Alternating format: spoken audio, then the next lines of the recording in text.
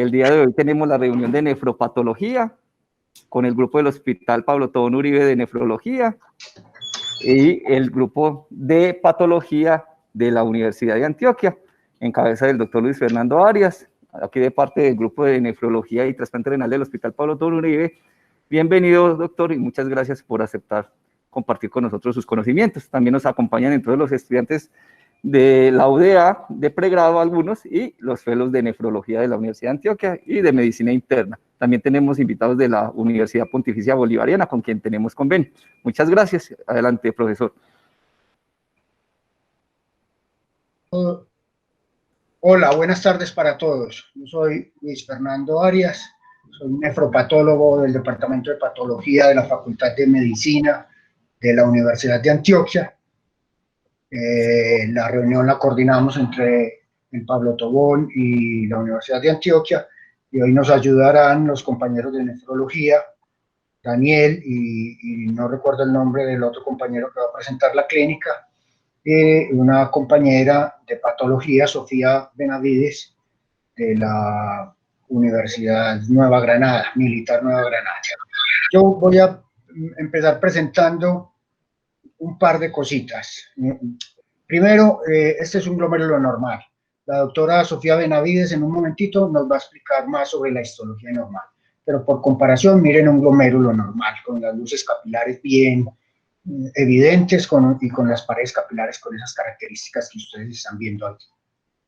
Y les quiero compartir un caso que nos puso un colega de Reino Unido, de Leicester específicamente, y es un caso excesivamente inusual, que se me perdió. Un segundo, ya. Perdón un segundo que no logro encontrarlo, ya, aquí está. Miren la diferencia del anterior glomérulo con este.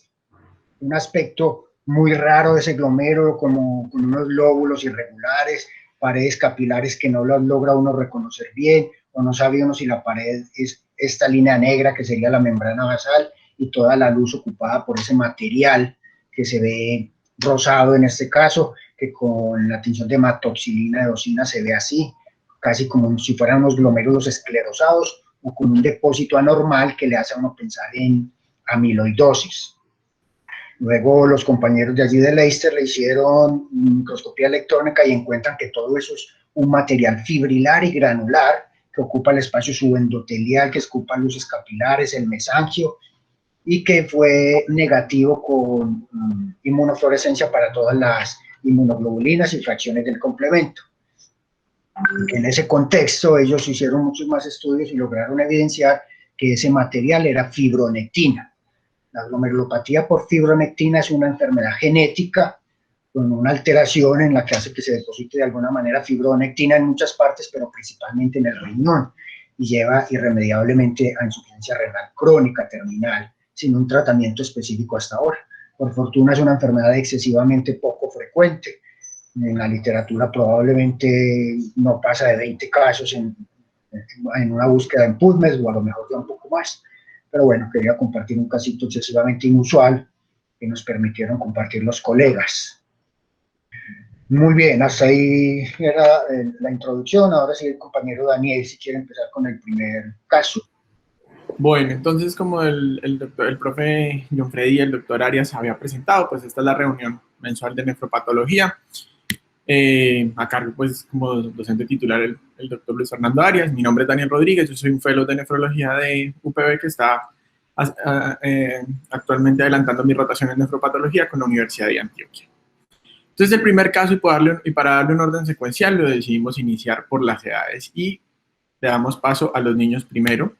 El primer caso corresponde pues a una paciente que vimos el mes pasado en mi rotación de nefropatología con el grupo de nefrología pediátrica. Perdón. Entonces, este caso corresponde a una niña de 6 años que su motivo de ingreso digamos que de forma general al servicio de pediatría fue por un aumento de un tinte ictérico y edemas, realmente aumento progresivo, sin síntomas respiratorios. La madre relató que notaba que había tenido también cambios comportamentales dado por agresividad y como aumento en la ingesta de alimentos. y así como algo de ansiedad. Digamos que en su estudio, y ahorita ya lo avanzamos con los antecedentes, la empezó a ver el servicio de patología, pediatría general, y el llamado a nosotros, o en ese momento a nefrología pediátrica, fue por hematuria. Entonces, realmente, cuando vamos a interrogarla, encontramos que en cuanto al tiempo de evolución de la enfermedad renal, ya revisando también hallazgos paraclínicos, corresponde pues a 3 meses de evolución, que tenía episodios de hematuria macroscópica, proteinuria en rango no nefrótico con artralgias y lívido reticularis, pero digamos que no hace parte también de la enfermedad actual, sino cosas para resumir el caso de lo que le encontramos en la valoración. Pero cuando nosotros interrogamos a la mamá nos indica que había tenido episodios muy claros en donde ella decía que tenía hematuria macroscópica o orina color café, realmente. Fue episódica y a la revisión por sistemas nos relató que ella tenía artralgias de pequeñas y medianas articulaciones sin un componente claro inflamatorio o mecánico, tampoco sin un patrón pues circadiano que pudiera pues guiar o la semiología de la enfermedad pues del tejido conectivo. Como antecedentes, esta paciente tenía bronquiolitis constrictiva postviral, una enfermedad por reflujo gastroesofágico alcalino, disfagia, antecedente de síndrome de Down, con hipertensión pulmonar del grupo 3, una sediatis ostium secundum, infección por virus de Epstein-Barr, SAOS, una hepatitis autoinmune que en ese momento ya estaba en una fase cirrótica y cuyo diagnóstico todavía a la fecha estaba, digamos que, en cuestionamiento y en interrogante debido a unos hallazgos que sí histológicamente con una biopsia hepática sugerían posibilidad de hepatitis autoinmune apoyado por el estudio serológico, por el estudio pues de marcadores inmunológicos. Sin embargo, al grupo de patología también le generaba dificultad definitivamente pues como establecer el diagnóstico. También pues a la par con eso y que apoyaba más como el estado clínico actual, un síndrome hipertensivo portal configurado por la esplenomegalia y leucopenia y otros hallazgos. Como hallazgos quirúrgicos se le hizo una corrección del reflujo, así como una corrección de la CIA, inmunológicos el PAI completo para los 5 años, prenatales, esta niña era producto de 32 semanas, parto espontáneo sin complicaciones, sin hospitalizaciones neonatales, como alérgicos relataban alergia a la iosina, y familiares, el hermano con rinitis alérgica. Estos son los medicamentos que a la fecha estaba tomando, la prednisolona indicada por el grupo de patología como una prueba terapéutica en el contexto de una posible hepatitis autoinmune, hidroclorotiazida, montelukast, bueno, los que ven ahí. Recordemos que para la hospitalización de esta paciente, su motivo fue lo que se sugería una descompensación de su hepatopatía. Esto pues fue como la encontramos al examen físico, que nos llamaba la atención que se le hizo pues como revisando el histórico, la chiquita siempre estuvo pues taquicárdica. Sin embargo se veía bien, era elocuente, de pronto interactuaba bastante con los examinadores, llamaba la atención así como hallazgos positivos, el abdomen sí estaba un poco globoso, era depresible y se le palpaba el hígado 3 centímetros por debajo del reborde costal, así como el polo esplénico. Con signos de circulación colateral, muy sugestivo ya de una hepatopatía crónica instaurada. Para el día que nosotros la fuimos a valorar nosotros, pues lo único que notamos adicional fue ese lívido reticularis. Digamos que revisando en la historia clínica se había relatado algo de unas lesiones purpúricas, petequiales en extremidades, las cuales nosotros nunca encontramos. Sin embargo, en ese momento, pues la habitación, por así decirlo, donde estaba la chiquita, estaba un poco más fría de lo normal y ella estaba únicamente en pañal. Entonces, pues sí consideramos que tenía lívido reticularis, pero no descartamos que fuese pues como un reflejo pues del ambiente herido en ese momento. En los paraclínicos, nosotros documentamos la hematuria, revisamos, y ya de pronto aquí me adelanto porque pues esto fue como los hallazgos que nosotros nos llevaron a configurar pues que había compromiso no solamente por una hematuria aislada, sino también por una excreción anormal de proteínas, que encontramos secuencialmente 2 uroanálisis en los cuales se demostraba la presencia de hematuria. Describen ahí en el laboratorio del 24 de agosto hematuria con 60% frescos, 40% crenados. Y adicionalmente, revisando históricamente, hacia junio, julio había presentado otro parcial de orina también con un evento de hematuria. Nosotros cuando la valoramos, pues revisamos todos los exámenes, pues buscando también patologías infecciosas, descartando alguna otra prueba. Incluso se le hizo una PCR para coronavirus, la cual fue negativa. Decidimos, no solo por la hematuria aislada, sino por un estudio de proteínas en orina de 24 horas, pues que le hizo, y una relación proteinuria-creatinuria por la dificultad para la colección de orina en esta chiquita, y encontramos positividad en la excreción de proteínas. Entonces, en el contexto de una cirrosis, de una probable hepatitis autoinmune avanzada, que estaba cursando con proteinuria y hematuria, la asociación más frecuente fue una nefropatía por IgA, pero en el contexto adicional de las artralgias que nos manifestó la mamá, con el hígado reticularis y un perfil inmunológico que por ahí se encontraba en el ambiente con cierta positividad, pese a que en el 2018 tenía un anti-DNA negativo. Definitivamente decidimos llevar a biopsia renal. ¿Cómo estaba el complemento? Profe, estaban normales. Creo que no los escribí por ahí, se me pasaron. No. Eosinófilos o leucocitos en orina. No, profe, únicamente la hematuria que describieron, así como 40% frescos y nada más. Y nada más, no señor, sí, nada, ni leucocituria, nada de esas cosas. Realmente fue lo que completamos con la proteinuria de muestra parcial. Ok. Y hay que tener en cuenta que la paciente estaba muy trombocitopénica, 40.000 en el contexto de su hepatopatía, obviamente, y Sí, cuando señor. un paciente presenta sangrado por alguna zona, pues obviamente hay que tener en cuenta eso, pero evidentemente pues tenía una hematuria glomerular con proteinuria y el hallazgo era intermitente con complemento normal, pues siempre la posibilidad es una nefropatía por IgA, de acuerdo, pero obviamente teniendo en cuenta el perfil inmunológico que dudaban si de pronto tuviera criterios de lupus, pues siempre el lupus es una posibilidad, pero no me parece que fuera lupus porque con el complemento normal y con la creatinina pues tan buena para su edad, obviamente, no pareciera, aunque sí tenía pues leucopenia y linfopenia y el lívido, pero al menos desde el punto renal no era como lo más llamativo que tuviera lupus, pero bueno, puede ser. Y por algo la traería, no creo, pues como el cuadro es típico de una IgA, pero debe tener alguna otra cosa para adelantar. Incluso pese a que era muy clara el compromiso como de leucopenia, trombocitopenia, en un contexto de un síndrome hipertensivo portal de libro, hematología la vio y consideró que no era ninguna anomalía pues hematopoyética, sino que simplemente era unos fenómenos asociados a su síndrome hipertensivo portal y secuestro esplénico. Sin embargo, bueno, pues que de pronto me estoy adelantando un poco.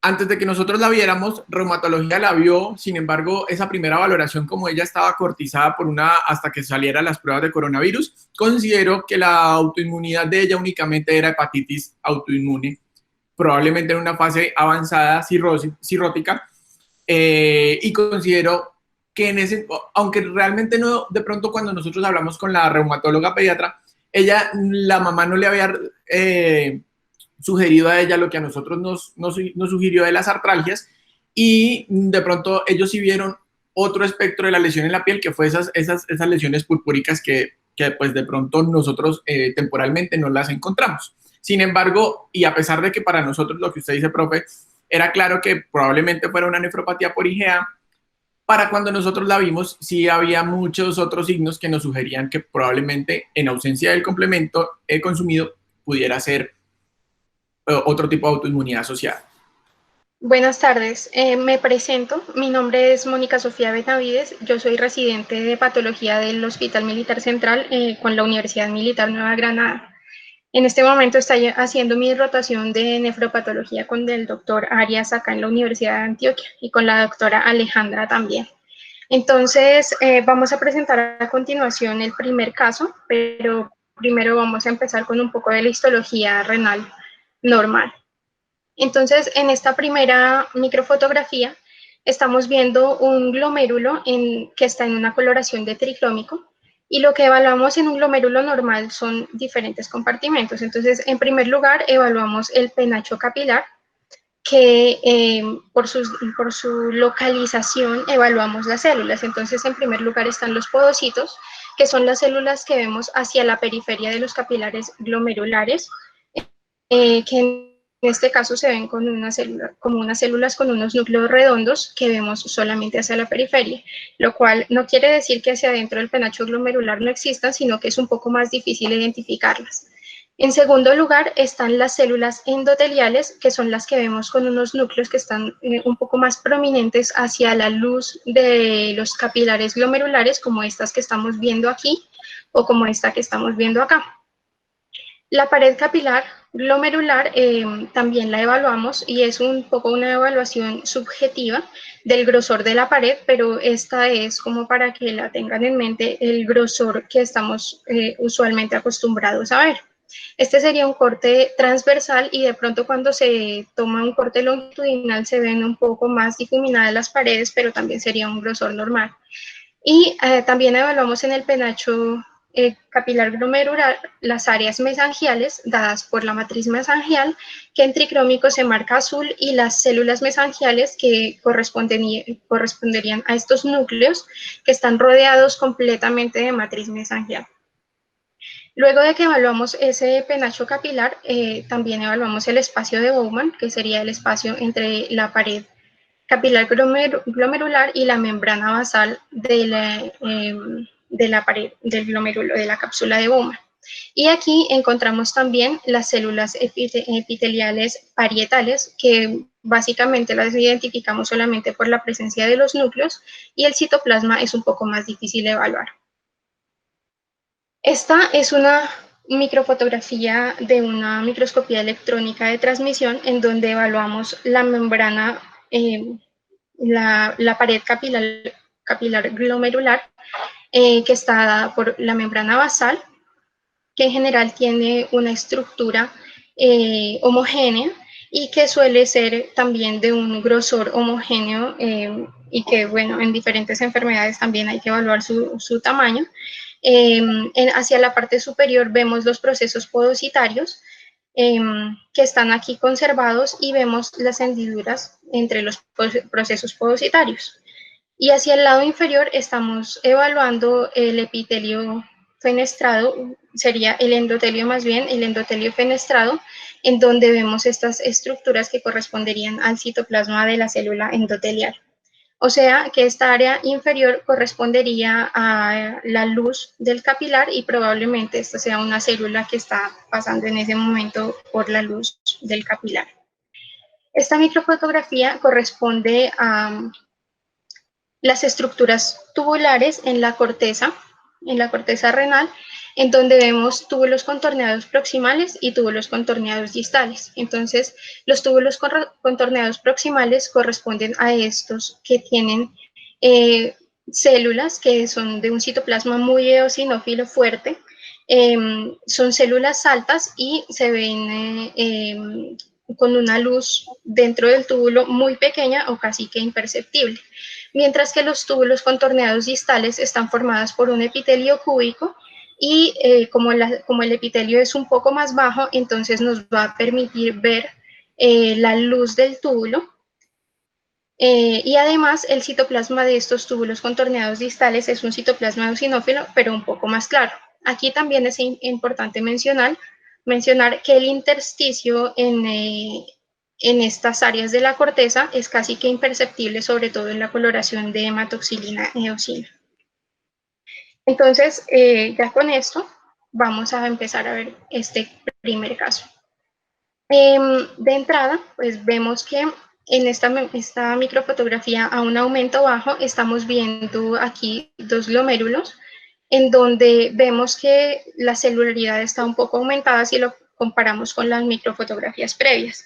Aquí también estamos viendo los túbulos contorneados y el intersticio, que en general están normales. Entonces nos vamos a centrar en los glomérulos. Este glomérulo empezamos a ver que hay una expansión tal vez de la matriz mesangial, y en algunas áreas vemos que hay una proliferación de las células mesangiales, y en algunas áreas segmentarias vemos que la celularidad está aumentada, pero también hay presencia de algunas células que tienen una morfología diferente a las células mesangiales, que quizás correspondan a leucocitos.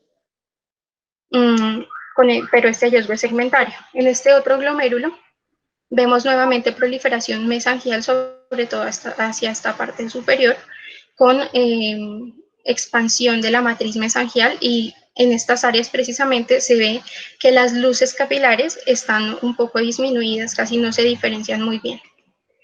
Este glomérulo llama muchísimo la atención porque, si recordamos los anteriores, en un glomérulo normal no se alcanzan a diferenciar los lóbulos del glomérulo. En cambio, en este glomérulo estamos viendo que se ven muy bien las lobulaciones, y esto ya es un hallazgo que sería un hallazgo patológico.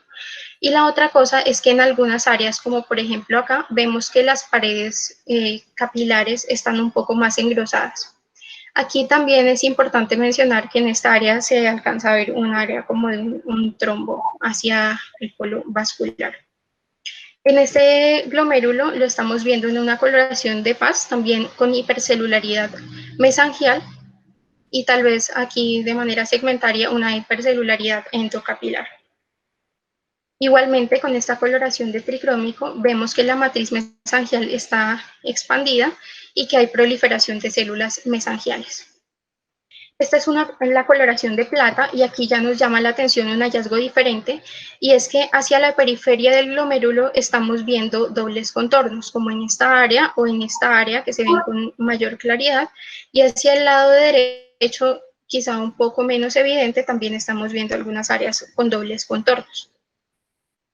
Estas son las microfotografías de inmunofluorescencia. Entonces, en la primera, que corresponde a IgA, estamos viendo que esta inmunoglobulina está marcando a nivel de la pared capilar glomerular, y la característica de esta tinción es que es una tinción que hacia la periferia es muy homogénea, se puede definir muy bien, pero hacia el centro del capilar es un poco más irregular. Esta tinción es muy característica de depósitos subendoteliales. Vemos que en las otras inmunoglobulinas también están marcando de manera similar, con un aspecto endotelial y también una marcación mesangial, como ustedes pueden ver en esta microfotografía. En IgM, nuevamente, y aquí tal vez es un poco más evidente esa marcación que les mencionaba, que hacia la periferia se ve como una línea muy, y hacia el centro del capilar un poco más difuso, siendo también una marcación subendotelial. Igualmente con C3, que nos está mostrando una marcación subendotelial con depósitos de C3 subendoteliales, y en el caso de C1Q fue una marcación igualmente de características subendoteliales, pero mucho más segmentaria. Seguimos con la microscopía electrónica. Entonces, aquí podemos ver una pared capilar glomerular, vemos la membrana basal glomerular, y hacia la periferia, donde deberíamos estar viendo los procesos podocitarios, vemos que estos están perdidos en toda esta área. Quizá acá se conservan un poco más, pero acá se ven perdidos, y esto puede ser lo que nos explique parte de la clínica de esta paciente. Y cuando vemos hacia las áreas subendoteliales, vemos que hay unos depósitos que tienen como característica que son electrón densos, y que también hacia el área subendotelial vemos áreas como de edema. Y hacia la luz capilar vemos que hay algunas células que están presentes allí, que están como obstruyendo esa luz.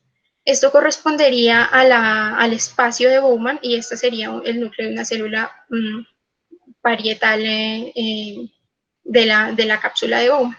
Y acá el intersticio.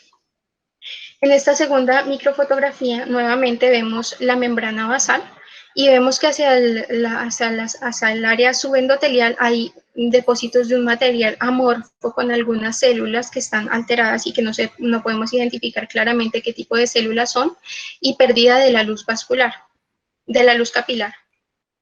En la siguiente microfotografía, hallazgos similares y alteraciones también en las características de los podocitos. En esta microfotografía vemos nuevamente que hay muchos depósitos subendoteliales hacia estas áreas también electrón densos. La célula endotelial tiene también edema, el citoplasma está como engrosado en estas microfotografías y pérdida de la luz capilar. Aquí nuevamente, pero aquí esta microfotografía era también para mostrarles cómo en esta área se observa un material similar a la membrana basal original, que sería esta de acá, y esto correspondería como a la formación de los dobles contornos que vimos en la coloración de plata previamente. Entonces, el diagnóstico por patología correspondería a una glomerulonefritis membranoproliferativa mediada por complejos inmunes. O decidimos poner en esta última imagen, además del diagnóstico, esa interrogación causa, porque desafortunadamente uno como patólogo hasta ahí llega. Decir una etiología de una glomerulonefritis membranoproliferativa o proliferativa en general, mediada por complejos inmunes, es una tarea que requiere mucha correlación clínica con el laboratorio, etcétera. Ya espero opiniones de los nefrólogos tratantes. Hay una cosita que Sofía mencionó en una de las... Espérate, Daniel, un segundito. Listo, profe, sí, señor. Yo muestro algo. En esta imagen, esto es un cilindro hemático en un túbulo, no es un microtrombo, porque si ponemos microangiopatía trombótica, de pronto se nos complica el diagnóstico, pero es un cilindro hemático. Llamo la atención en la microscopía electrónica, que ya lo dijo muy bien Sofía, los depósitos subendoteliales son muchos, todos estos depósitos subendotelial electrón denso, lógicamente ya habíamos visto la inmunofluorescencia mostrando ese casi o full house, digo casi o full house, porque es que el C1Q es muy segmentario y aquí lo ven, francamente positivo, parietal en paredes capilares, y en todos los glomérulos había esto. Entonces, efectivamente, sí es un full house. No es el full house que uno quiere ver típico de lupus, porque casi no hay C1Q, pero perfectamente podría serlo. Ahí termino yo. Con la clínica sí tendría entonces nefritis lúpica, clase 4. Sumándole los ANAS, obviamente, ya ahí tiene los dos criterios. Correcto, con los nuevos criterios. Hay pacientes, buenas tardes, soy Juan José Vanegas, nefrólogo pediatra. Hay pacientes que son, y Luis los ha visto con nosotros, que son seronegativos, ANAS negativos, y tenemos una clínica, como acaba de decir, de un prevenimiento de una glomerulonefritis mesanguiocapilar, membranoproliferativa, con depósitos de complejos inmunes muy claros. Yo le quería preguntar a la doctora que expuso el tema si tenía inclusiones reticulares o no.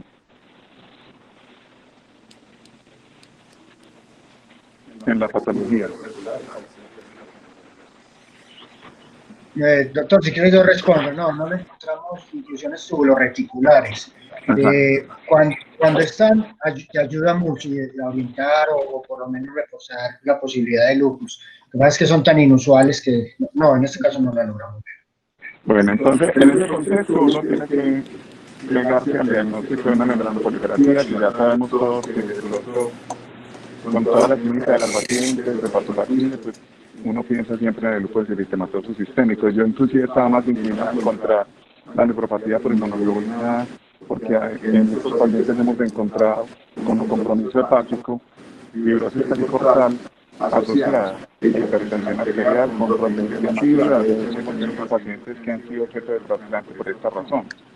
En el segundo lugar, desde el punto de vista clínico podría pensarse una nefropatía por T3, no sé qué piensas vos. Hay que estudiar, buscarlo. Es una membrana proliferativa.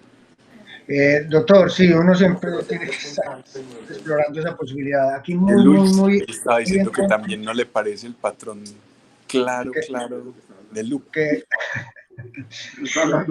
Parece que tanto el depósito de complejo inmune no orienta mucho a esa posibilidad, pero las hemos visto. Pacientes con alteración en la vía alterna del complemento y que hacen por algún disparador nefritis con complejos inmunes. Lo que sí está muy abiertamente en contra es que el complemento fue normal, los niveles de complemento. Para tener tanta actividad inflamatoria y en la glomerulonefritis completamente normal no me inclinaría mucho por esa opción. Así es, que tiene ANA negativos, complementos normales. O sea, uno de todas formas en estos pacientes, el evolutivo tiene que ir dictando la sentencia de la etiología, que fue la pregunta que te hiciste. Muchas gracias. Pero Daniel dijo que los ANA sí habían sido como positivos. No, ANA sí, profe, anti-DNA en el 2018 negativo. Es que si uno suma criterios, le da. A pesar de que el concepto de reumatología dijeron que no, pero si uno lo suma, les da. Sí, pues a mí me da para criterios. Y además, en la clasificación de la glomerulonefritis membranoproliferativa, la clasificación nueva dice, si usted tiene un patrón membranoproliferativo que pinta para IgG y C3, si es monoclonal, es una gamapatía monoclonal. Y si es policlonal, como en este caso, posiblemente con otras inmunoglobulinas, es para algo mediado por complejos inmunes, principalmente lupus. En cambio, la del centro, que es por C3, tendría que ser predominantemente C3 positivo, con poco IgG y las otras negativas. Entonces, es una por complejos inmunes, donde el lupus es la primera siempre posibilidad. Y así no tuviera lupus, se trata de la misma forma. Absolutamente de acuerdo.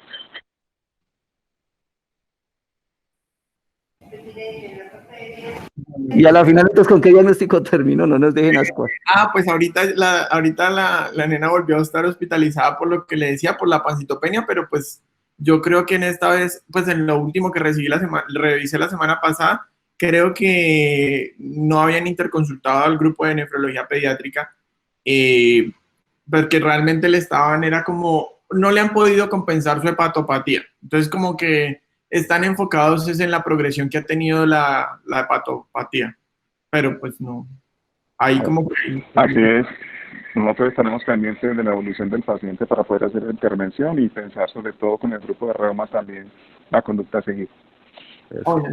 Exacto, el último concepto de reuma, pues profe, fue lo que le contaba, que la profe de reuma pediátrica dijo que a ellos no les parecía que las artralgias tuvieran un componente inflamatorio, luego no lo contarían ahí, que no le evidenciaron el líquido reticularis y que pues, bueno, que iban a estar pendientes como de la evolución, que ellos se inclinaban más a que su componente ahora era su hepatopatía tipo hepatitis autoinmune en progresión a cirrosis. Bueno, el caso número 2, ese sí no lo conozco personalmente, realmente es lo que revisé de la historia. Es un paciente masculino de 58 años que ingresó el 30 de junio del 2020, procedente de Medellín, cesante, fue auxiliar de sistemas. Su motivo de consulta es que fue derivada de la consulta de nefrología ambulatoria por deterioro de la función renal. Es un paciente que hay que iniciar pues como tocando sus antecedentes de importancia, que son pues infección por retrovirus, aspergilosis y un linfoma, que se encontraba en manejo antifúngico y además quimioterapéutico hasta abril del presente año, el cual fue suspendido porque a partir de enero del 2020, pese a que tener en enero función renal normal, inicia con elevación progresiva de los azoados asociado a proteinúria. Se indicó hospitalización a fin de evaluar compromiso renal por HIV o linfoma, pero realmente aquí falta, o sea, eso fue como lo que quedó en la enfermedad actual así, pero pues había que interrogar también no solamente las entidades patológicas, sino los manejos que estaba recibiendo para cada uno de ellos. Entonces, actualmente en recaída pues, del linfoma y pues se suspendió su esquema por toxicidad renal severa. A la revisión por sistemas manifestó únicamente una semana de fiebre subjetiva intermitente, predominio nocturno sin otra sintomatología asociada. Entonces, aquí específicamente como antecedentes, entonces es el linfoma Hodgkin, estadio 3B, en recaída, con una lesión renal que había presentado previamente post-quimioterapia, aspergilosis diagnosticada en esa fecha, la infección por VIH en el 2011. Se le han documentado ecográficamente unos quistes simples renales bilaterales con una nefrolitiasis bilateral no obstructiva. Entonces, para el linfoma como tal, recibió 6 ciclos en el 2013 de adriamicina, bleomicina, vinblastina y decarbazina, y la recaída del linfoma recibió un primer ciclo para esta fecha de ifosfamida, carboplatino y etopósido. Venía recibiendo oriconazol por el diagnóstico de la aspergilosis en mayo del 2020, y esos son los medicamentos que actualmente se encontraba consumiendo: voriconazol, trimmetoprim, efavirenz, abacavir, lamivudina y aciclovir. Como antecedentes quirúrgicos, una neuralgia umbilical, herniorrafia inguinal bilateral, laparoscopia, no refería a antecedentes alérgicos, tabaquismo inactivo, pero pues antecedente, aparentemente no pesado, transfusionales, la última transfusión en abril del 2020 y antecedentes familiares, la abuela materna con SEA de estómago y el padre infarto agudo del miocardio.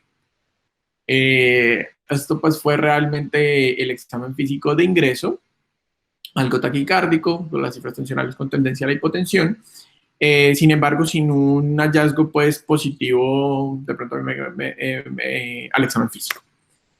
Así se comportaron los asoados de este paciente. Desde el 21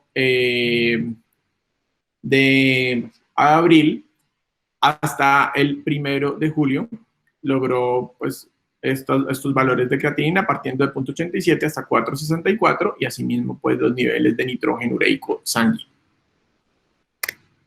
Otros paraclínicos, también veníamos viendo pues la cronología de pronto de la proteinuria, pasando pues de 212 miligramos en 24 horas hasta 2 gramos prácticamente en 24 horas. Este fue su hemograma y el uroanálisis que nos mostraba una densidad de 1.015 con pH de 5.5, proteínas de 300 en muestra aislada, glucosa de 50 miligramos con eritrocitos de 50 microlitros en tira, con un sedimento que únicamente reportaron bacterias y leucocitos así. Este fue otro uroanálisis posterior, que pues en el sedimento ya los eritrocitos los contaron de 6 a 10 por K. Se le hizo un urotac que mostraba únicamente lobulaciones renales bilaterales sin dilatación renal, quistes simples bilaterales con una nefrolitiasis bilateral no obstructiva.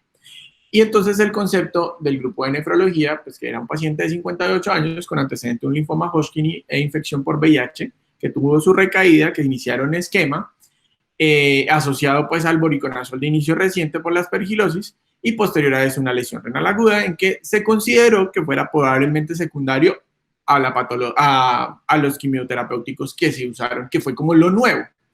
Entonces, basado en eso y en ausencia de unas alteraciones crónicas en las imágenes, se decidió llevar a biopsia. El profe Arias pregunta que si pudiera hacer una IgA con depósitos previamente mesangiales o subendoteliales. Perdón, subendoteliales, sí, porque comentaba el doctor Jorge Alberto si la nefropatía IgA puede dar un patrón. Sí, en el caso anterior, sí, en el anterior. No, la IgA es otra enfermedad, esto es una enfermedad full house por complejos inmunes, que el diagnóstico diferencial es o infeccioso, que se le descartó a la paciente, o autoinmune, y no solo el lupus produce eso, lo puede producir cualquier patología autoinmune. En este caso, hasta el momento, la paciente tiene hepatitis autoinmune, según eso, lo que mencionan en la historia. La hepatitis autoinmune o cualquier enfermedad autoinmune puede producir un daño membrano proliferativo con un full house. Siempre pensamos en lupus, pero no es la única. Entonces, hasta el momento tiene eso. Pudiera terminar en lupus si reumatología está de acuerdo, como para responderle al doctor. Listo, doctora, muchas gracias. Adelante, porque en pacientes con VIH, con tantas variables, realmente a veces estamos muy perdidos. Pensábamos en un daño tubular ahí, como se mencionó en el caso, por quimioterapia, tenía disfunción tubular, pero también tenía una proteinuria importante que se salía del rango tubular, y aquí lo que hay que ver es si el paciente tiene un IBAN, que es la nefropatía asociada al VIH, que puede dar así, que es una focal sedimentaria colapsante, o un IBIC, que es por complejos inmunes también asociados al VIH, o versus una patología asociada a su linfoma, que también puede dar glomerulopatías. Entonces, demasiadas distractoras como para aventurarnos a un diagnóstico. Ya usted nos dirá qué tiene. Bueno, entonces, esta es la primera microfotografía de este segundo caso. Aquí es importante mencionar que el número de glomérulos evaluables fue solamente de 6, entonces los glomérulos que les voy a mostrar estaban en un cilindro que originalmente se procesó para inmunofluorescencia y después fue rescatado para procesamiento en formol y parafina. Entonces, en esta primera imagen llama ya mucho la atención la alteración arquitectural de los glomérulos. Vemos que estos son, de los glomérulos no, de los túbulos. Vemos que estos son túbulos contorneados proximales por su característica muy eosinófila del citoplasma, pero vemos que la luz del túbulo es muy evidente y que hay pérdida del citoplasma de las células tubulares. Además, vemos que en el intersticio hay mucho infiltrado inflamatorio, dado por leucocitos y quizá también algo de edema, y estamos viendo que se está notando muchísimo más el intersticio en esta biopsia. Esta es una coloración de paz en donde además de los hallazgos que les mencioné, vemos algunos cilindros en las luces de los túbulos. Más adelante vamos a verlos a mayor detalle. En esta imagen, a mayor aumento, vemos que los túbulos nuevamente están comprometidos, hay pérdida del citoplasma de las células tubulares y además vemos que hay algunos leucocitos que están empezando a migrar como una exocitosis de leucocitos en el epitelio tubular. En esta microfotografía vemos el primer glomérulo, que recordemos que este fue un rescatado de congelación, entonces lo vemos un poco raro, pero es un glomérulo normal. Y aquí llama muchísimo la atención lo que les estaba mencionando previamente, que hay leucocitos que están entrando en el epitelio de los túbulos y hacia este lado ya hay una destrucción como tal del epitelio tubular. Nuevamente un glomérulo normal con las paredes capilares glomerulares sin alteraciones, como de un grosor normal, y en las áreas mesangiales sin ninguna alteración. Esta es la coloración de plata, en donde podemos evaluar sobre todo hacia este lado las paredes que son delgadas y que tampoco tienen alteraciones. Estas áreas un poco más plata positivas, más negras, corresponderían a áreas mesangiales.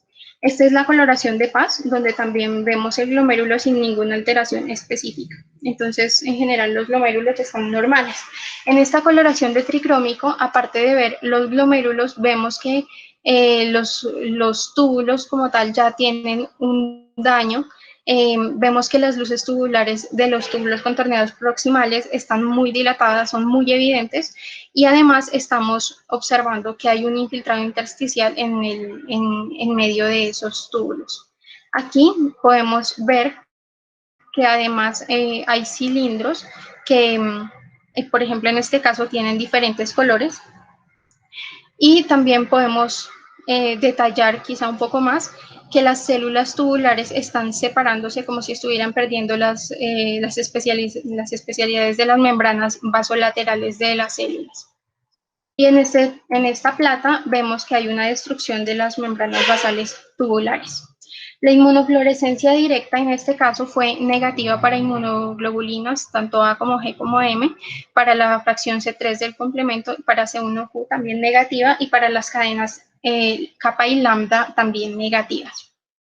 Tenemos la microscopía electrónica. Entonces, en esta primera imagen estamos viendo la membrana basal aquí de un túbulo y vemos que hacia la luz del túbulo estamos observando que la célula está dañada, esta célula se está desprendiendo hacia la luz tubular y el citoplasma también está alterado, quizás con unas organelas que están como soltándose allí en la luz tubular.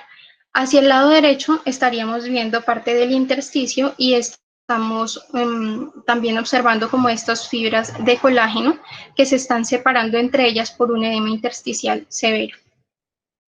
Aquí otra imagen donde también vemos la membrana basal tubular. Hacia la derecha estaríamos viendo una célula que quizá está dañada. Estamos viendo solamente restos de organelas, que probablemente estas estructuras redondeadas y ovaladas correspondan a mitocondrias. Y hacia la izquierda estamos viendo un edema intersticial severo, con abundantes detritos en el intersticio. Aquí vemos la membrana basal de la pared capilar y vemos que los procesos podocitarios están conservados sin ningún daño. Podemos ver los procesos podocitarios bien definidos y las hendiduras también bien definidas y sin ninguna alteración. Hacia la parte endotelial vemos las fenestraciones de las células endoteliales sin ningún problema y las luces capilares también. Entonces, pues aquí no vemos daño podocitario. Esta foto es interesante porque además nos permite ver las áreas mesangiales. Vemos aquí una célula mesangial, nuevamente los podocitos y procesos podocitarios sin alteraciones. Aquí una célula pasando por el capilar glomerular sin ninguna alteración. Y aquí nuevamente podocitos sin alteraciones, un eritrocito en la luz capilar y hacia acá una célula mesangial sin alteraciones. Entonces, con estos hallazgos diagnosticamos una nefritis tubular intersticial aguda y ya que vimos que los glomérulos pues no tienen ninguna alteración. Yo le vi ahí mucha fibrosis, no es crónica. Doctorado, profe, yo le vi el tricrómico muy azul en el túbulo intersticio, como con mucha cronicidad. Nos pareció que...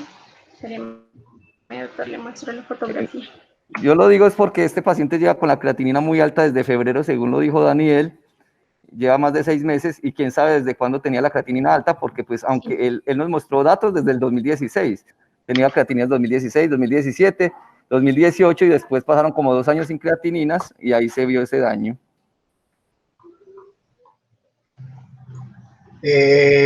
Perdón, no sé si Como en esta misma... Dale, Sofía. Sí, profe. No, siga, profe.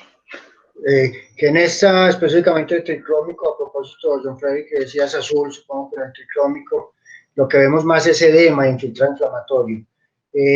Yo voy a aumentar un poquito porque es posible que sí tenga algo de atrofia tubular, sí, vemos estas membranas basales tubulares engrosadas, así que pues, sí puede haber algo de cronicidad. Cuando uno trata de determinar por la histología solo si es una nefritis tubulointersticial aguda o crónica, se basa en el daño crónico que tenga. Un paciente a los 57 o 58 años de edad que tiene puede tener áreas de fibrosis y atrofia tubular y uno no sabe si es aguda o crónica. Yo lo encasillé más en aguda porque me pareció que todo era más de una destrucción tubular, más de túbulos no atróficos, pero perfectamente puede ser crónica y sea una cuestión de interpretación. Ah, bueno. Perfecto. De todas formas, yo tenía la idea que las elevaciones de la creatinina fueron desde junio, pero no sé. Es que Daniel nos mostró un histórico de creatininas desde el 2016. No, lo que pasa, desde el 2016. John, es que acuérdate de ese caso, lo vimos pues Arbe y yo y lo tuvimos en la ronda, nos pareció siempre muy agudo porque él en realidad no tuvo unas lesiones tan estructuradas como de algo crónico y por eso decidimos hacerle la biopsia. Siempre pensamos que era algo tubulointersticial como se anotó ahí secundario a la quimioterapia. A este paciente le dimos esteroides y como de 5 de creatinina, él se fue tomando esteroides para la casa sin diálisis y le bajó como hasta 2 y piquito e iba en esa evolución, pero como se inmunosuprimió con la quimioterapia más los esteroides, este paciente sufrió de COVID y después reingresó en muy mal estado general y falleció. Entonces, imagínense, sí, eso fue, aquí estamos acordándonos Arbe y yo porque nos acordamos de ese caso y nos llamó mucho la atención. Él iba en mejoría y de pronto volvió vuelto nada con un COVID y lo mató. Lo mató, ya. Sí, porque todo el caso, sí, como ustedes dijeron ahí en la historia, era de una nefritis tubulointersticial por quimioterapia, pero el distractor era la proteinuria que uno no esperaría. Eso, que era de 2.2 gramos. Que usualmente tubulares no son, pero vea, pues todo estaba normal, entonces sí era la nefritis tubulointersticial crónica, además aguda, y además este paciente tenía glucosuria, que también se puede dar como por disfunción del túbulo proximal, y postenuria, densidades bajitas también vi en todos los citoquímicos, entonces sí tenía un cuadro túbulo intersticial, y bueno, qué lástima que lo mató el COVID, por la inmunosupresión obviamente.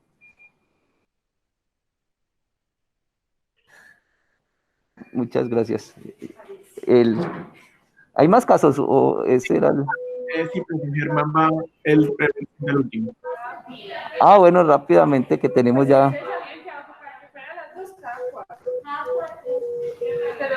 Esa es la importancia de biopsiar a estos pacientes con VIH que tienen tantas distractores. Pero muy importante, muy interesante el caso. Muchas gracias. Bueno, buenas tardes. Mi nombre es Germán Márquez, fellow de nefrología de la Universidad Pontificia Bolivariana. Pues, siguiendo con el orden de los casos clínicos, voy a hacer un poco más resumido este caso, ya que en aras de tiempo. Este es uno de esos pacientes que vienen por una patología y terminamos pues teniendo otras patologías, como muchos de otros pacientes. Es un paciente que ingresó el 5 del mes de julio, 74 años de edad, procedente de Medellín, Pedregal, del barrio donde residía y vivía con la hermana y la sobrina. Era separado, tiene 3 hijos actualmente. Que en el momento de ingresar pues vino con un sobrino que era mal informante y el paciente es católico. Entonces el paciente consulta en estos momentos con un motivo de consulta, valga la redundancia, está convulsionando. Eso es lo que lo trae acá. Entonces refiere un cuadro clínico de 20 minutos de evolución al momento del ingreso caracterizado por percepción de movimientos tónico-clónicos o movimientos involuntarios en miembro inferior izquierdo. Al parecer, pues, posteriormente progresan a miembro superior contralateral, o sea, al derecho, con una duración en promedio de 30 minutos, refiere al momento del ingreso. De hecho, en la historia, los médicos urgenciólogos comentan que evidencian los movimientos de los miembros inferiores, por lo cual lo manejan con diazepam inicialmente. Y sospechan, pues, inicialmente un cuadro de una enfermedad cerebrovascular, ya sea isquémica o hemorrágica, o un primer episodio convulsivo. Como la revisión por sistema, refiere que hace una semana presenta odinofagia, tos seca, ortopnea, disnea de grande esfuerzo, un dolor pleurítico leve y sin picos febriles. Y además de eso refiere que tuvo un trauma en el miembro, que tuvo los movimientos en el mismo día que consultó, por lo cual manejó con doble forte una dosis. En los antecedentes personales, un paciente que tiene hipertensión de larga data, dice más o menos 10 años de edad, con un índice de masa 29, o pesaba unos 75 kilos y daba 29 por la su estatura. No era alérgico a ningún medicamento, digamos que en lo positivo, exposición hasta hace 20 años por 20 años de cigarrillos, o sea, con un IPA de 20, y actualmente tomaba solamente losartán una vez al día como medicación basal. De hecho, refiere, pues se le interrogó si consumía algún tipo de medicamento homeopático, naturalista, y pues algo cual negó rotundamente. Y en los tóxicos también el paciente pues consumía alcohol hasta la embriaguez. La última vez que consumió fue hace un mes y dice que fue hasta la embriaguez. En los antecedentes personales, digamos, transfusiones, traumas, los antecedentes familiares, todos fueron negativos según la historia, por lo que pude indagar. Y al examen físico, el paciente ingresa con una presión de 156/84, con medias de 108, la cardíaca 63, respiratoria 18, 21, la FIO2 que pues, estaban utilizando no tenía cánula y saturando 96. En los hallazgos positivos, el paciente no tenía, después de los episodios que se ayudaron con diazepam, no tenía ningún signo de focalización neurológica, no tenía alteraciones de pares craneales, no tenía alteración de la fuerza. Además de eso, los reflejos estaban conservados y el paciente no tenía alteraciones, digamos, en su Glasgow. Eso fue al momento del examen físico posterior a la yugulación de los movimientos que fueron evidenciados, como dije anteriormente, por los médicos de urgencia y lo plasman en la historia. Entonces, digamos que a la luz de estos detalles, pues el paciente pues se sospecha que tenga de pronto un accidente cerebrovascular checo versus hemorrágico, pero ante la luz de la pandemia y por todo lo que estamos viendo en este momento, por los síntomas respiratorios inespecíficos, la astenia y la dinamia, pues se sospechó en COVID también, y se le hicieron inicialmente una PCR de COVID, se dejó valoración por medicina interna, valoración por neurología por los antecedentes o la sospecha de la lesión o el accidente cerebrovascular, y esos fueron los diagnósticos de manejo. Primer episodio convulsivo, el accidente cerebrovascular isquémico versus hemorrágico, infección por COVID, y para adelantar, pues la primera prueba que se le hizo para COVID, la PCR, fue negativa. Esta es la placa que ellos reportan, que lo único que se ve es un infiltrado a nivel retrocardíaco, al parecer, un derrame pleural leve, no hay alteraciones a nivel del cilio, no se ve alteraciones a nivel cardíaco, los ángulos pues parece que están libres, aunque ellos refieren ahí que no se ve muy bien, pero al parecer todo pues a nivel retrocardíaco, un infiltrado leve que puede dar de pronto el dolor pleurítico que él comentó en la revisión por sistema. Como vemos, estos son los exámenes de ingreso, un calcio que está en 8.1, no teníamos albúmina en ese momento para hacer la corrección, teníamos cloro en 111, un sodio 139 y un potasio 396. Llama la atención la creatinina de 1.44, no tenía antecedentes de enfermedad renal ni ningún síntoma que nos haga pensar en una enfermedad renal en estos momentos, y de hecho pues por ahora se centran solamente en el manejo de la parte neurológica y de la parte de la sospecha de COVID, pensando que de pronto esto puede ser por un componente perrenal, por los movimientos, por algo, y dicen pues que van a hacer seguimiento a esa creatinina. La hemoglobina en ese momento era de 13, el hematocrito de 41.5. Como le dije, la primera prueba fue negativa para COVID y la glicemia fue 95. Vemos que lo vio neurología también sospecha que puede hacer un cuadro secundario a una lesión isquémica. De hecho, hacen una tomografía de cráneo, donde se observa una hiperdensidad en los surcos frontal derecho sugestivo a un sangrado subaracnoideo, por lo cual ellos realizan una resonancia magnética contrastada y un encefalograma. Además de eso, como lo vio medicina interna por el derrame y ante la sospecha que de pronto pueda ser por un componente, ya sea de alteración valvular cardíaca o alguna arritmia o algún trombo que se haya desprendido y haya de pronto originado los eventos isquémicos o ateroembólicos, hacen un ecocardiograma que lo único que muestra que tiene un remodelado concéntrico a nivel de ventrículo izquierdo y con una FEDI conservada, sin alteraciones valvulares. En la evolución del paciente, pues seguimos observando que le hacen todo el seguimiento para la parte neurológica, hacen un Doppler donde se ven unas placas ateromatosas calcificadas bilaterales, pero no tienen un compromiso en el flujo que afecte más del 50%, lo cual me explicaría de pronto el evento heteroembólico.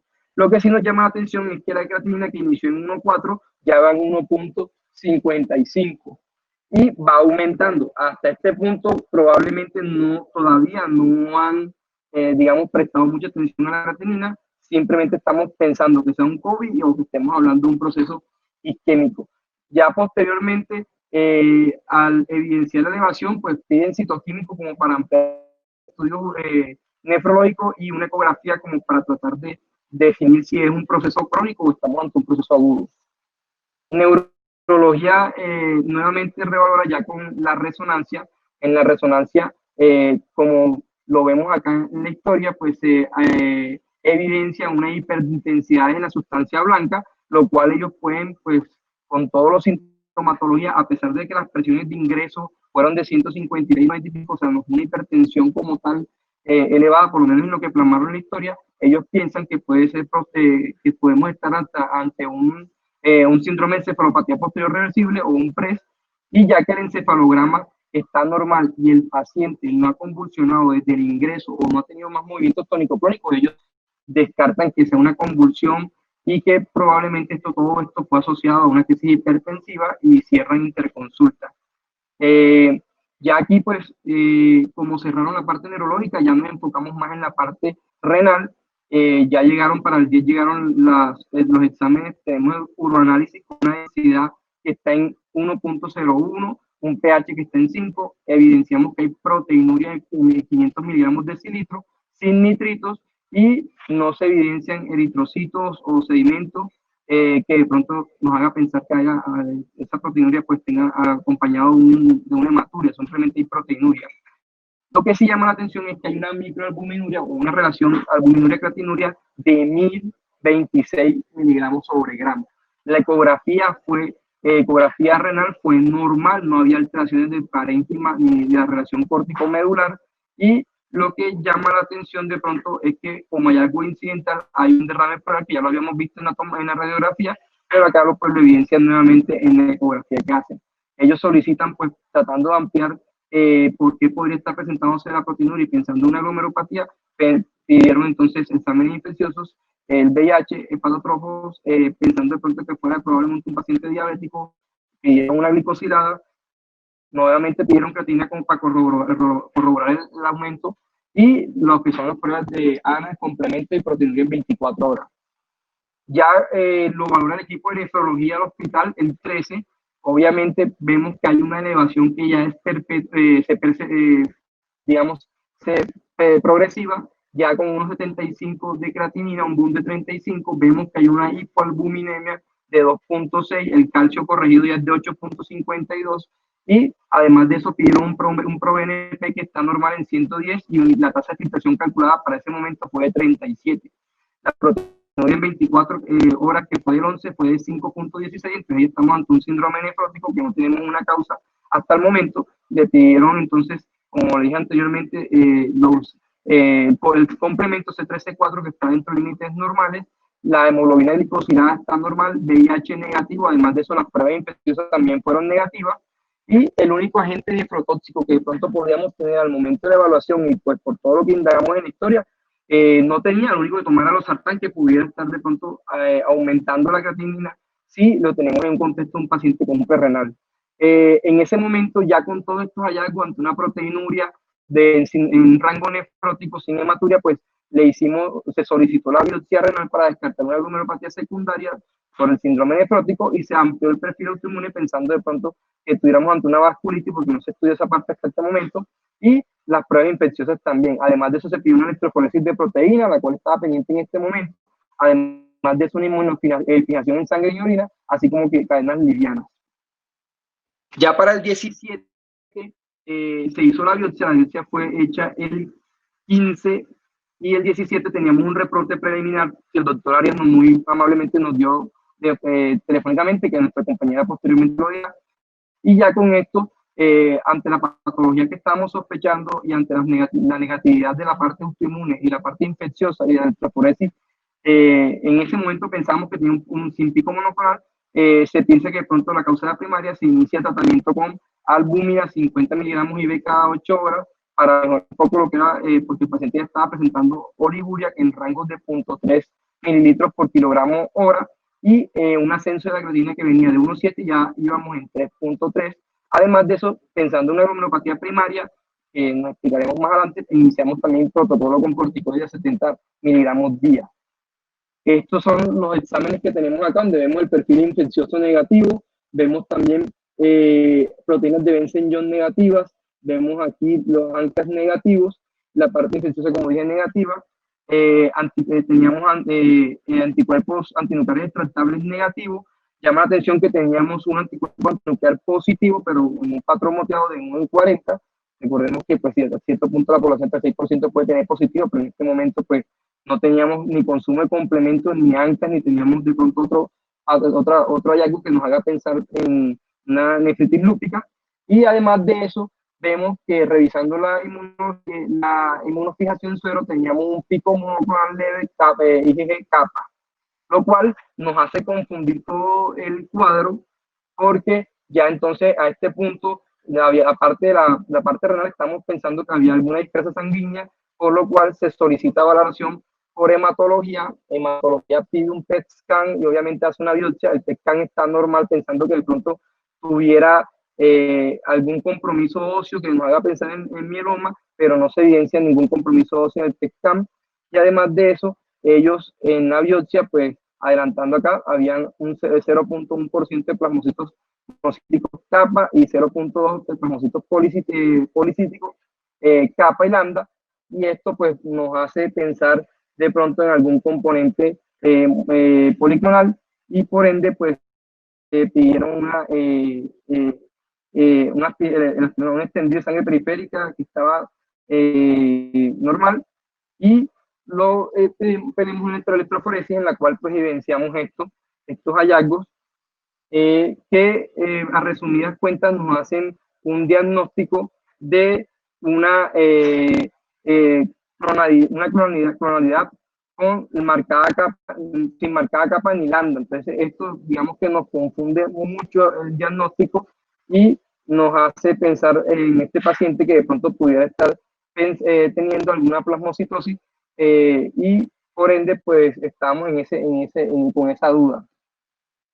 Ya el paciente con el tratamiento que habíamos realizado de corticoides, la albúmina, el manejo hídrico, además de eso, pues él había cursado alguna crisis hipertensiva.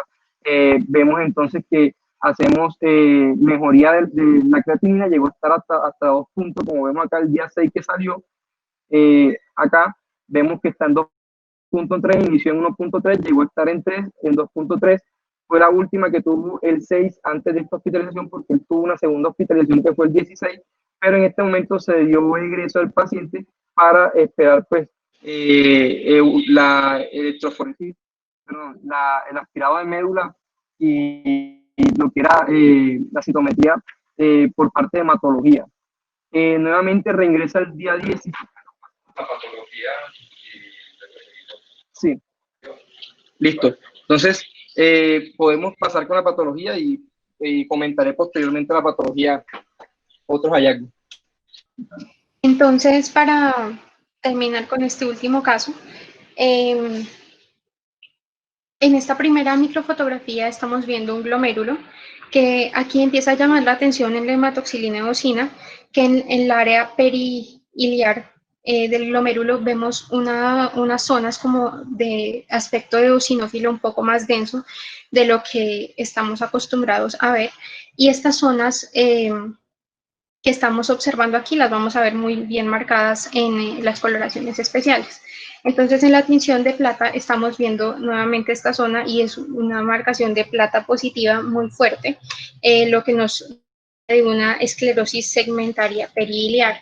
Este mismo hallazgo en la coloración de tricrómico, aquí lo pueden ver ustedes de una coloración azul bastante densa y también de localización periliar, igual en este otro glomérulo, de tal manera que estamos viendo como diferentes glomérulos con este cambio de esclerosis segmentaria periliar. En este glomérulo un poco más sutil, y quizá este cambio está empezando en estas áreas con una tinción de tricrómico que está marcando un azul un poco más fuerte. En este caso, la inmunofluorescencia directa fue negativa para las inmunoglobulinas, para las fracciones del complemento, y en el caso de kappa y lambda fue negativa en los glomérulos, pero positiva en el citoplasma de algunos túbulos con una marcación débil de 2/4 cruces, pero no había restricción de la expresión para ninguna de las dos cadenas, estaban marcando de manera similar.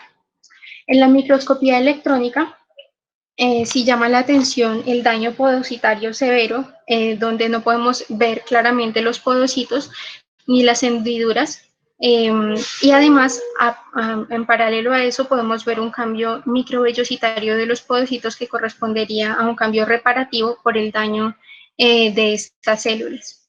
En esta otra imagen, nuevamente el daño podocitario, los cambios microvellocitarios y las células endoteliales que tienen algo de edema como intracelular, pero sin otras alteraciones.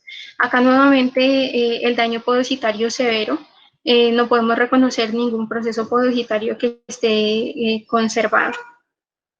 Y en esta imagen lo mismo, quizá acá podemos ver nuevamente el cambio que correspondería a los cambios reparativos. Entonces, el diagnóstico en este caso fue de una glomerulosclerosis periliar. Una pregunta, ¿tenía cambios de necrosis tubular aguda adicionales?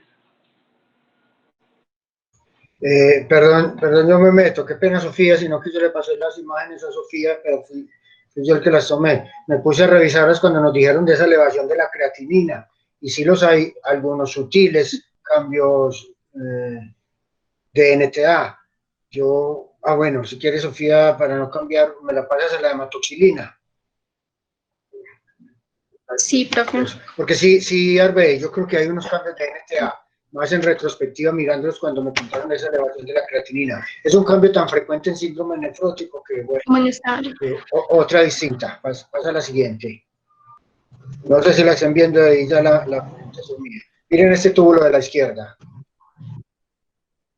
Miren cómo se les está denudada la basal. Así que en retrospectiva yo estoy mirando que sí que hay un daño tubular agudo, por lo menos en lo que logro ver en estas imágenes. Pero aquí, miren estos túbulos casi que quedan unos núcleos desnudos, algo de desprendimiento epitelial y deja esa basal desnuda.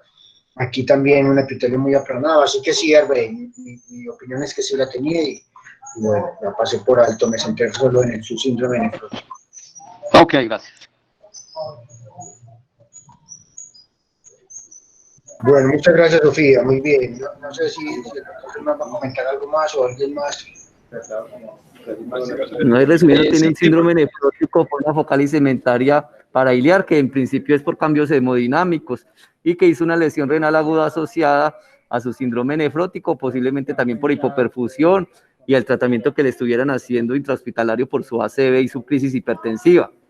Entonces, pero hasta ahí tendríamos como una causa secundaria por cambios hemodinámicos cuando dicen parailiar. Sí, profe, bueno, el paciente, nos comunicamos con él tuvo un segundo reingreso el día 16 por un cuadro de oliguria y se sospechó que el paciente estuviera de pronto haciendo una reducción de su falla renal y que requerirá diálisis. Todo el tiempo que estuvo hospitalizado en la primera y en la segunda siempre tuvo la amenaza de que el paciente requiriera terapia dialítica.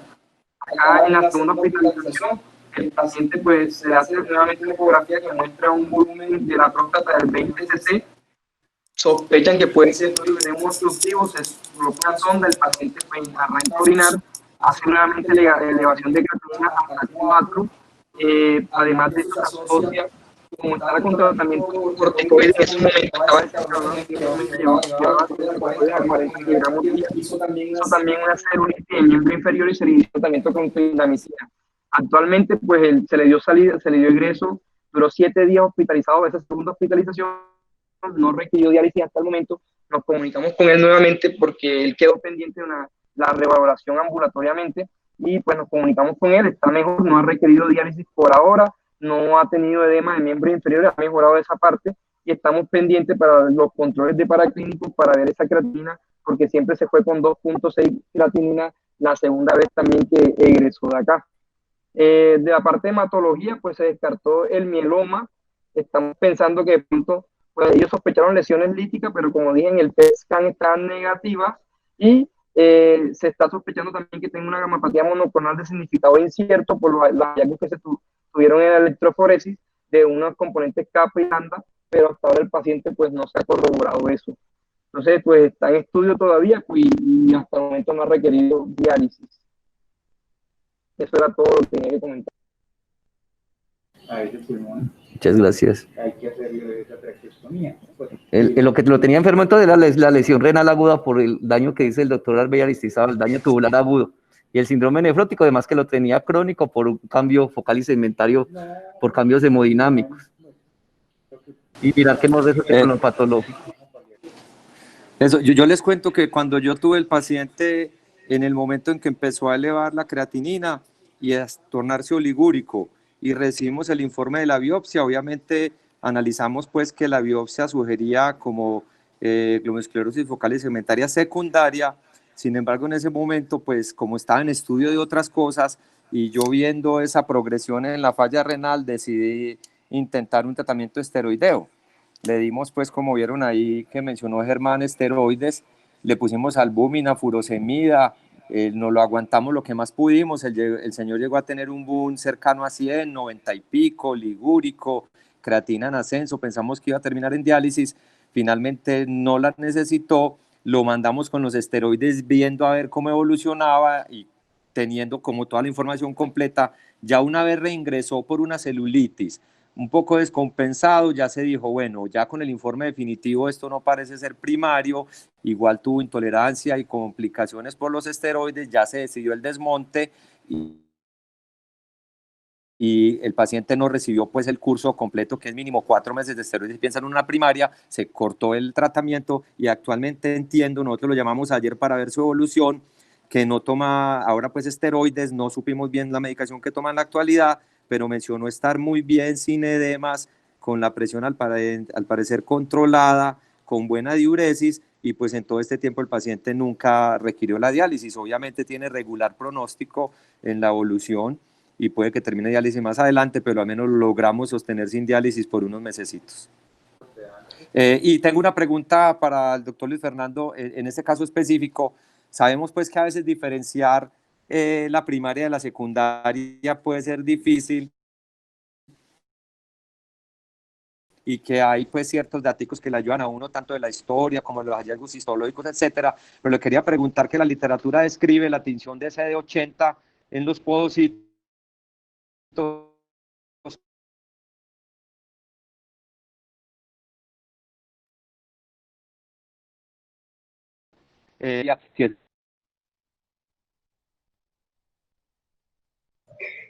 No sé, estoy muy entrecortado, pero oí sobre la tinción de CD80. Hasta donde había leído, había muchos resultados contradictorios. Tengo que ponerme al día otra vez. Y lógicamente nosotros aquí no disponemos del anticuerpo. No sé si en Colombia haya alguien que lo tenga. Podríamos estudiar más y ver si en alguna medida justificaría conseguirlo. Ok, Luis, gracias. Sí, era la pregunta de los CD80. Bueno, ¿alguna otra acotación?